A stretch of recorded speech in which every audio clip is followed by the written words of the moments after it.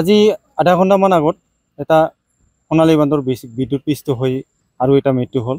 অতি দুখ লগা কথা যে যোৱা 3 তাৰিখে আমাৰ আৰু এটা সোণালী বান্ধৰ বিদ্যুৎপৃষ্ট হৈ আমাৰ এনজিঅ'ৰ হৈছিলে। এনেকৈ যদি আমাৰ সোণালী বান্ধৰবিলাক কাৰেণ্টত লাগি এনেকৈ যদি হেৰাই যায় তেতিয়াহ'লে আমি অসমত আৰু সোণালী বান্ধৰ অসম গৌৰৱ সোণালী বান্ধৰটো আমি নাপাম আৰু।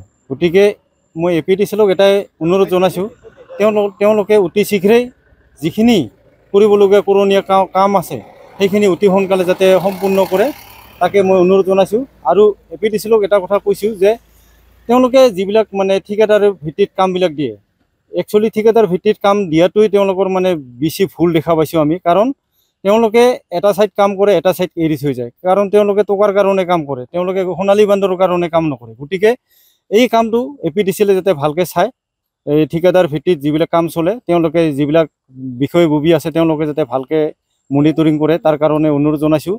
আৰু দুনাই যাতে সোণালী বান্ধৰ মৃত্যু হ'বলৈ নাপায় তাৰে অনুৰোধ জনাইছোঁ। ক'ত হৈছে আজি ঘটনাটো? আজি আমাৰ ঘটনাটো হৈছে আপোনাৰ নয়াপাৰাৰ কাষতে কাটুৰিপাৰা বুলি এখন চুবুৰী আছে, তাতে মানে এই সোণালী বান্ধটো মৃত্যু হৈছে। এই সংৰক্ষিতৰ কাৰণে সোণালী বান্ধৰ কেনেকুৱা পদক্ষেপ আপোনালোকে গ্ৰহণ কৰিছে? সংৰক্ষিত মানে এইটো হৈছে এনেকুৱা কথা যে আমি বহুতখিনি প্ৰতিবাদ কৰিছোঁ, বহুত বছৰৰ পৰা আমি প্ৰতিবাদ কৰিছোঁ যে আমি প্লাষ্টিকতে তাৰ দিব লাগে, নহ'লে আমাৰ সোণালী বান্ধৰবিলাক মৃত্যু হৈ থাকিব এনেকৈ ইলেক্ট্ৰিচিটিৰ ওপৰত লাগি। গতিকে আমি সেইটোৰ ওপৰত বহুত প্ৰতিবাদ কৰিছিলোঁ।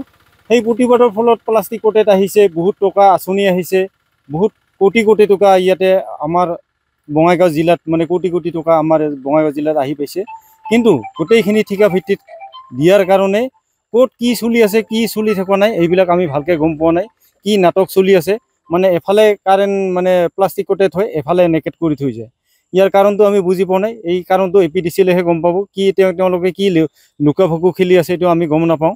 কিন্তু আমি তেওঁলোকক ধিক্কাৰ জনাইছোঁ যে এই কাৰেণ্টৰ যিখিনি কৰিবলগীয়া কাম আছে অতি সোনকালে যাতে সম্পূৰ্ণ কৰে। আৰু যিমান আমাৰ যিখিনি সোণালী বান্ধৰ ঘূৰি ফুৰা জেগা আছে আমি ইতিমধ্যে আমি গোটেই ছাৰ্ভে কৰিছোঁ। আমাৰ 58টা মানে আমাৰ ট্ৰেন্সফৰ্মাৰ আমাৰ কভাৰিং কৰিব লাগে। এই কভাৰিং হ'লে আমাৰ সোণালী বান্ধৰ মৃত্যু নহ'ব। আৰু এইখিনিকে অনুৰোধ জনাইছোঁ। ডিষ্ট্ৰিক্ট ফৰেষ্ট অফিচাৰ আমাৰ ইয়াতে আহিছিলে, তেওঁলোকেও দুখ প্ৰকাশ কৰিছে। আৰু আপোনাৰ APDCLও আহিছিলে, তেওঁলোকেও কামবিলাক হয়, তেওঁলোকেতো APDCLৰ যিবিলাক বিষয়ববী আছে তেওঁলোকেতো কাম নকৰে, তেওঁলোকে চোৱা চিতা কৰে। তেওঁলোকে কয় যে কামটো সোনকালে কৰক। যিবিলাক আমাৰ ঠিকাদাৰবিলাক আছে তেওঁলোকে অলপ গাফিলতি কৰাৰ কাৰণে এইবিলাক ঘটনা হৈ আছে।